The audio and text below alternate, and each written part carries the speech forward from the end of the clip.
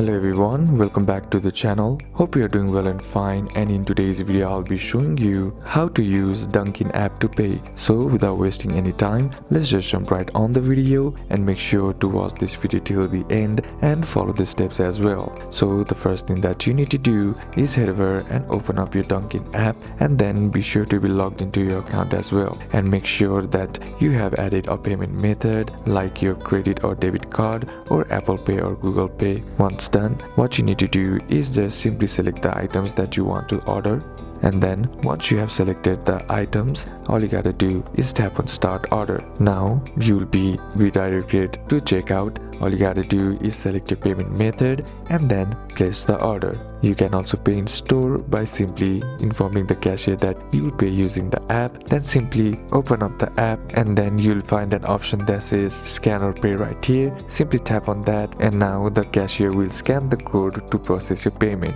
So these are a couple of steps that you can apply, and that's it for today's video guys. Hope this video was useful to you. Leave a like if it did, comment down any questions that you have, and see you soon on the next one.